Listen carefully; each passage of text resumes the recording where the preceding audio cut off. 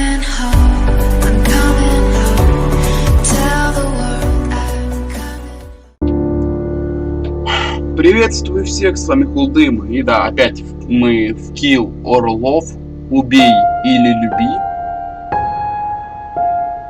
Продолжаем следить за ходом истории товарища Джека и его сумасшествие, не знаю, болезни можно назвать его. Сумасшедшим нет, а вот больным можно его сейчас назвать. В прямом и в переносном смыслах. Давайте вперед, посмотрим, куда дальше заведет эта история и что вытворит дальше Анна. А то в предыдущей серии было как-то совсем не весело. Я снова не мог толком объяснить, почему. Я не мог назвать это чем-то большим, чем просто предчувствие, которое возникало у меня всякий раз, когда я оказывался рядом с ней. По крайней мере, я должна увидеть ее своими глазами, чтобы увидеть, действительно ли она такой ужасный человек. Поверь мне, тебе будет лучше этого не делать. На следующий день, во второй половине дня, я лежал на нашем диване. Очень глупо все-таки надеяться на твою все-таки девушку, она слишком легкомысленная. На Грейс надеяться очень глупо. Я мучился от головной боли, которая была со мной с самого утра. Грейс сказала мне, что скоро вернется. Она вышла из квартиры с чем-то в руках. И тут из кухни донесся запах свежеиспеченного печенья. Это заняло около 2 минут, чтобы сложить кусочки пазла. «Вот дерьмо!» – прошептал я. Я немедленно встал. Нехорошо. Паника поразила меня сильнее, чем я ожидал. Будто если Грейс увидит Анну с глазу на глаз, она увидит уязвимую часть меня. Я хотел вернуть Грейс, запереть дверь и держать ее в безопасности, никогда не выпускать ее из виду. Но одновременно с этим мне не хотелось туда идти. Я просто стоял, обхватив голову руками, и думал, что же мне делать.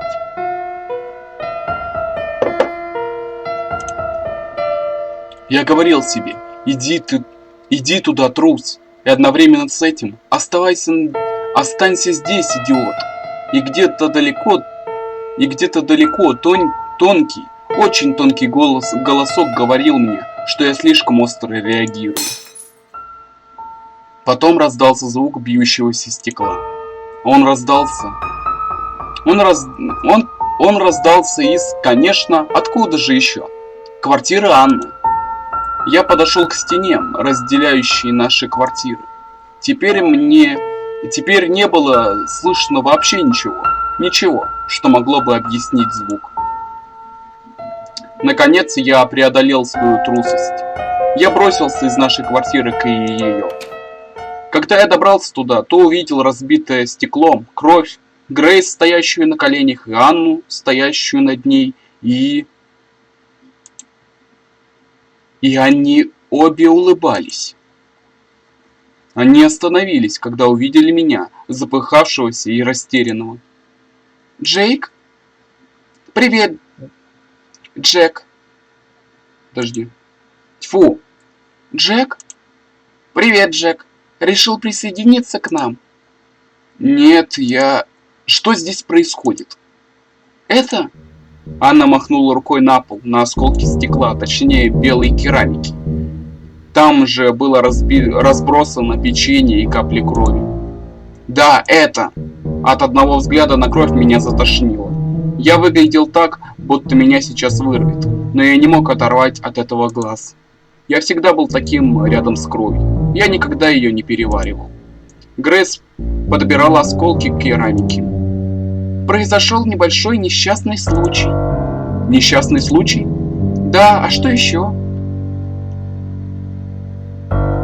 «Да, а что еще?»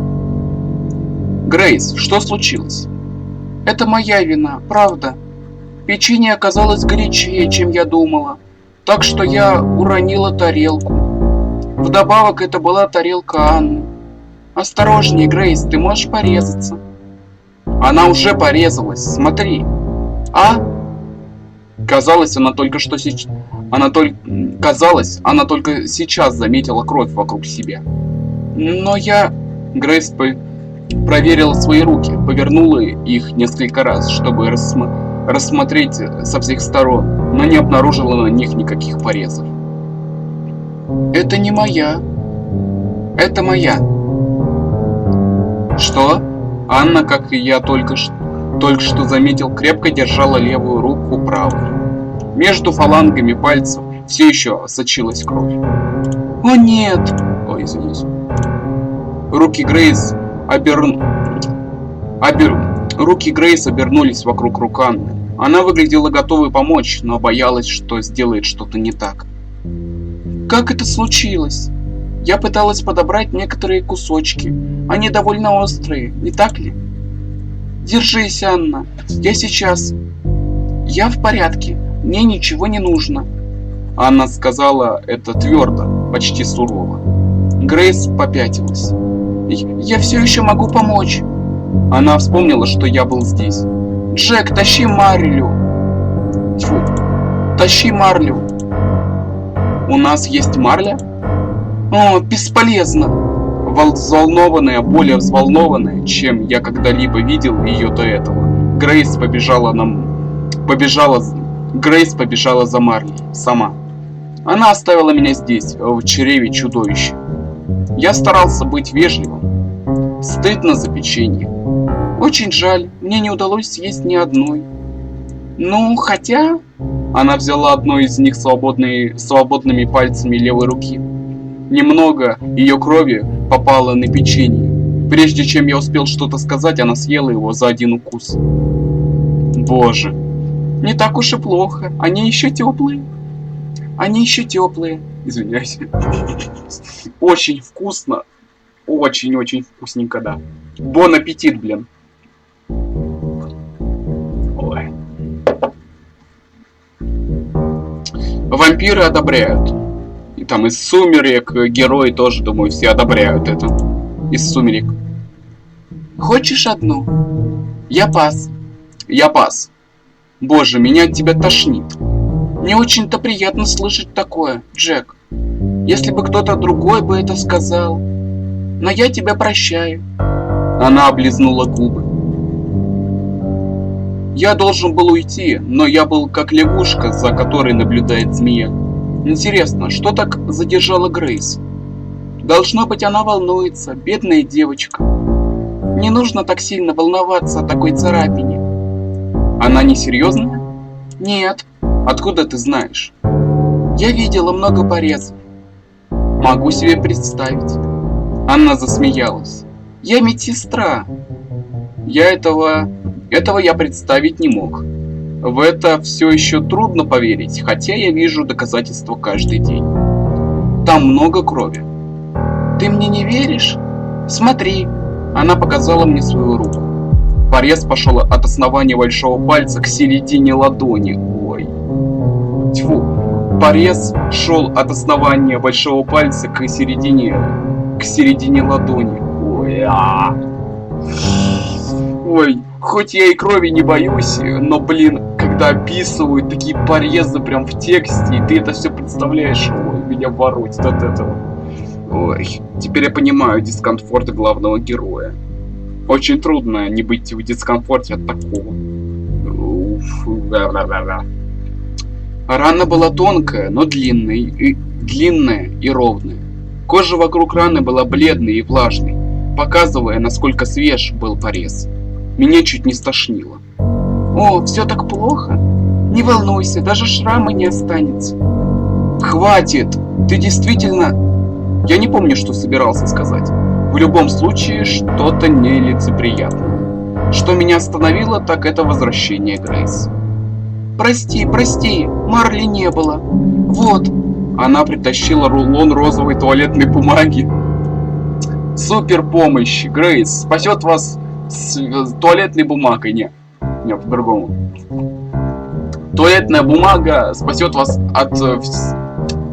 Туалетная бумага — лучшее лекарство от любой царапины или болезни. Извиняюсь, нужно было мне отойти. Туалетная бумага, лекарство от всего, как подорожник. Я думаю, будет достаточно. Спасибо тебе, Грейс, но мне это не нужно. Не нужно? Нет, видишь, кровь остановилась. Она одарила меня улыбкой. Уголки ее рта все еще были красными. О, вот, прям, о. Типичная яндерка, любительница попить собственной кровью. Ой.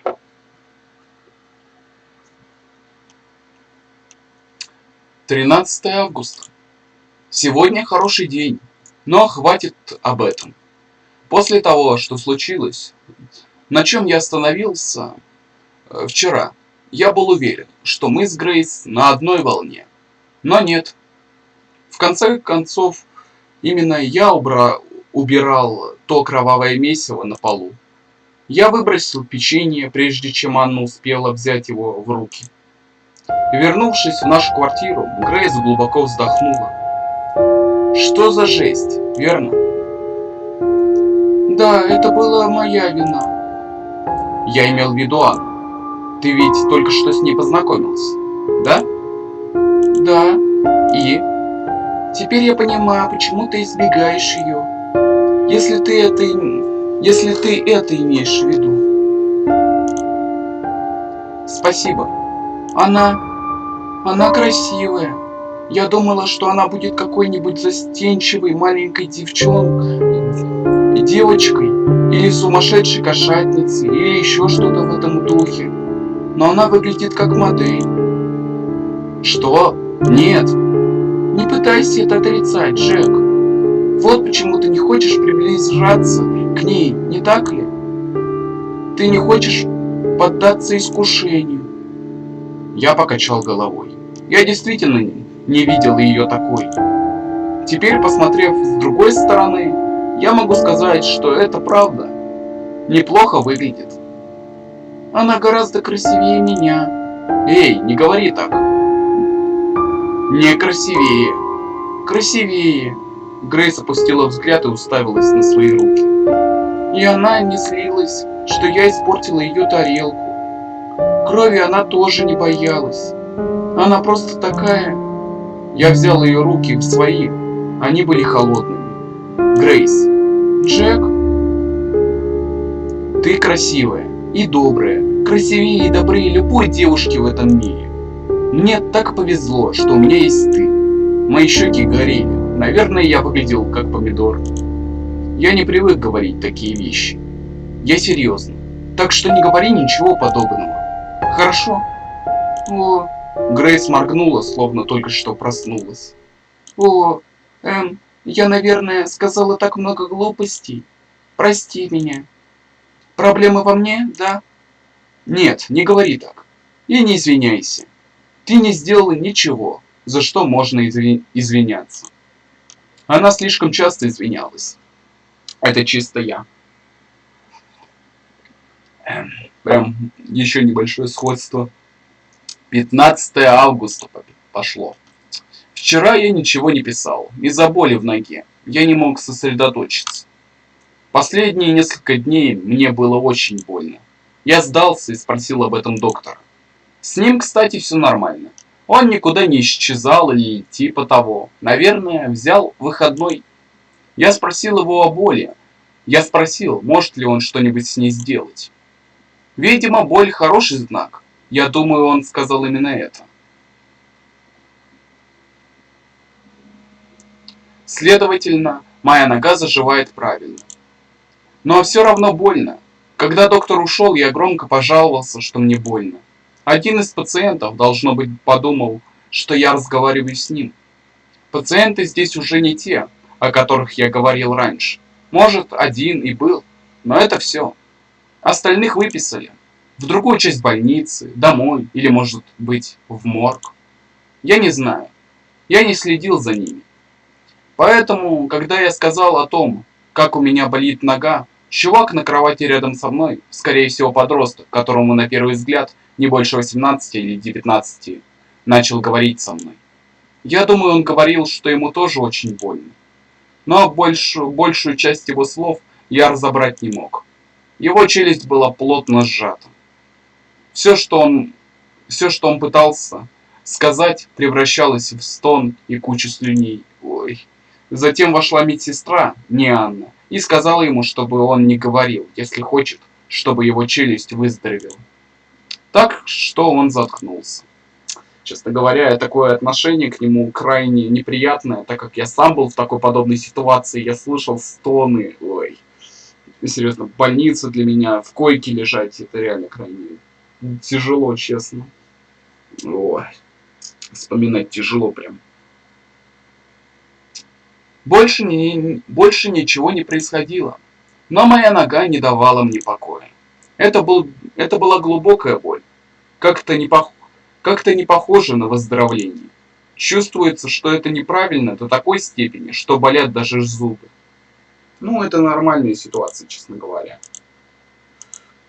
Ой, тихо. Извиняюсь. Ну было, да. Так. На секунду. Так, извиняюсь, пришлось снова отойти. Хватит думать о ноге. Мне нужно отвлечься от этого. Слишком сильно болит. Лучше проверю, где я остановился вчера, и продолжу оттуда. Ты не пойдешь с нами? Снова? Нет, мне не хочется. Но с Анной так здорово тусоваться. Вчера мы ходили по магазинам, потом в кафе, а потом ели мороженое. Звучит весело.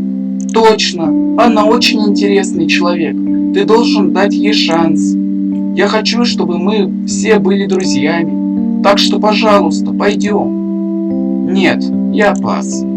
Прости. Через мгновение Анна вошла без стука. Она больше никогда не стучала. Грейс, ты готова? Да, погоди минуту. Грейс тяжело вздохнула. Ты уверен, что не хочешь пойти? Да, я уверен. Развлекайтесь без меня. Ладно, тогда в другой раз. Мы поцеловались. Развлекайтесь. Хорошо. Пока. Грейс и Анна стали подругами. Хорошими подругами. Очень скоро после их первой встречи. Я был против этого, но мне было трудно сопротивляться, видя Грейс такой счастливой.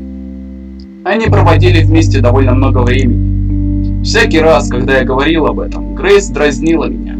Она бы сказала, что я ревную. Но она также пригласила бы и меня пойти с ней. Я всегда отказывался. В конце концов, я привык к этому. И на какое-то время все стихло. Как-то раз на моей рабочей смене в магазине я клеил скидки. Это должно было быть сделано до того, как мы откроемся. Но кое-кто расслабился. Я не буду показывать пальцем. Это был Дом, старик. Прям не указал пальцем. Ну ладно, это все равно дневник. Так что я был единственным, кто задался вопросом, на какую собачью еду следует наклеить скидку 20% или что-то вроде того. Списки, которые нам давали, всегда были ужасными, настолько полными исправлений, что их едва можно было понять. Когда я уже собирался наугад выбрать, куда приклеить наклейку со скидкой, кто-то положил мне руку на плечо, хотя и Анну можно и назвать. Не знаю, может, Анна и не человек вообще. Откуда мне знать? О, Анна! В груди у меня что-то сжалось, но через несколько секунд это прошло. Как я уже сказал, я привык к этому. Она меня больше не пугала. Привет! Как поживаешь, Джек? Я в порядке, спасибо. Эй, случайный вопрос. Тебе больше нравятся большие или маленькие собаки? Думаю, большие собаки. Понятно. Я наклонился и приклеил наклейку, снижающую цену собачьего корма, на упаковке которого была одна из сосисок. Кстати, Грейс в комнате отдыха? Я знаю, я только что... Кстати, Грейс в комнате отдыха. Я знаю, я только что была там, но я хотела увидеть тебя. Да? Почему? Я совсем не видел тебя на прошлой неделе, понимаешь? Разве ты не заметил? Я догадывался. Меня часто вызывали на работу, и ты, должно быть, тоже был занят. Да, очень-очень. Мы должны встречаться чаще. После стольких лет разлуки у нас должно быть много историй, которые можно рассказать, да? Да, может быть. Джек, ты ведь говорил о собаках. Точно. Это из-за Бадди? Кто такой Бадди? Ты действительно ничего не помнишь? Нет, я не помню никакого Бадди, и я не помню, что мы были знакомы. Конечно, теперь я знаю о Бадди. Я не помню ни его породы, ни сколько ему лет было. Вообще ничего, кроме имени, но я его знаю. Мне о нем рассказала одна книжка с картинками. Понятно, это этот. С картинками. Скорее всего, это говорится про этот фотоальбом. Это очень плохо. Но все это к тебе вернется, я уверена. Кто знает. Бадди был очень милым псом. Он тебе очень нравился. Я пожал плечами. И он любил тебя. Но опять же, эта собака любила всех.